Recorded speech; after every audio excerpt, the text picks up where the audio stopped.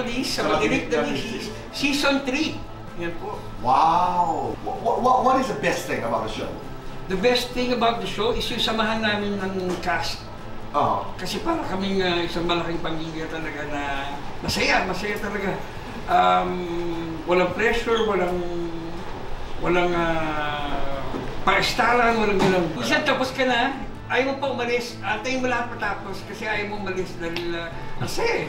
Tama. Yes. Oo, para kang nakipagkita lang sa mga kaibigan. Pero sa ibang taping, di ba, usually pagtapos sa isa pa, kanya-kanya ako eh. Pero dito, hindi. Yun yung kailangan eh, para maging tama yung pagpapalaki namin sa anak namin. Pag hindi kami nag-usap, pag hindi kami friends, eh baka magkamali kami sa pagpapalaki ng anak. Pero sa lahat ng paghihiwalay kasi, kahit pa paano may samaan ng loob, may... At ito ba yung tuloy itong paghihiwalay namin ni... tinago niya sa akin si Sandro, di ba? She got pregnant. Marami na ako ganun. Ako happy ako para sa kanya na nakahanap siya ng bago, di ba? So tinago niya si Sandro, anong ibig sabihin? Kasi nga nabuntis siya eh. But you didn't know? Yes, I didn't know. Tuboy, kasi hindi ko alam, pero alam mo ba yung feeling na may anak? Tapos nakikita mo na nagkukwento sa'yo kung ano yung nangyari sa kanya, na hindi niya mahawakan yung telepono niya, nanginginig. Lagi niya nagbibitawan dahil nga nanginginig siya habang nagkukwento siya, kasi nangingiyak siya. Kung ano yung nangyari sa kanya. Pakasakit para sa tatay. Ito ba rin? Diyos nga, kaya magpatawad tayo pa kaya tayo, diba? What? Pero, pwede naman yung patawad, di ba? Madali yun eh. Pero kailangan nila pagbayaran yung ginawa nila sa batas. Isa yun, yung nagkita kami sa first Christmas ko na nakita ko si Sandro. Kasi syempre, hindi ko lang na-experience yung Pasko na may sampay anak ko ulit, di ba? And what else? Bawat Pasko naman talaga hindi ko makakalimutan, tutuboy kasi malaking event sa pamilya namin, lalo na pag Christmas, New Year doon sa building ko, sa El Nino.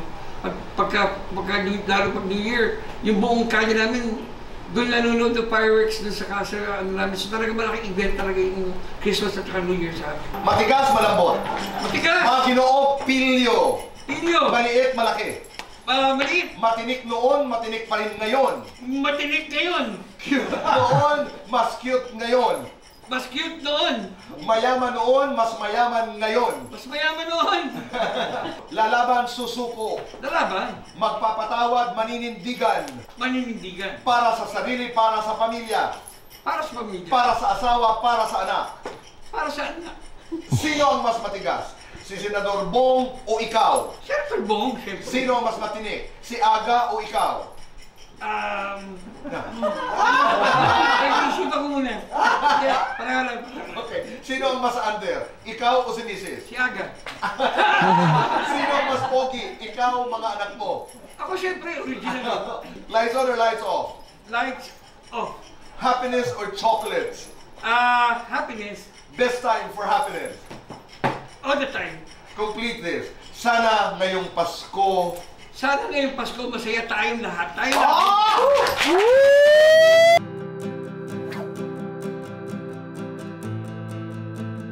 Napakaraming dapat abangan. Siyempre yung tambalang Ramon Bong Revilla Jr. at Dito Gonzales. Patok na patok yan, nakakatawa. Magmula season 1 hanggang season 3, laging punong-puno ng aksyon. Talagang pinagandaan at saka ginasasan talaga yung show na yan. Ang director namin, walang iba kundi ang action director na si Enzo Williams and Richie Del Carmen. Yung cast namin, napakagagaling. Si Lucero, Jay Manalo, lahat ng magagaling na kontrabida. Michael De Mesa, Ryan Eigenman. Guest namin, sina Boss Toyo.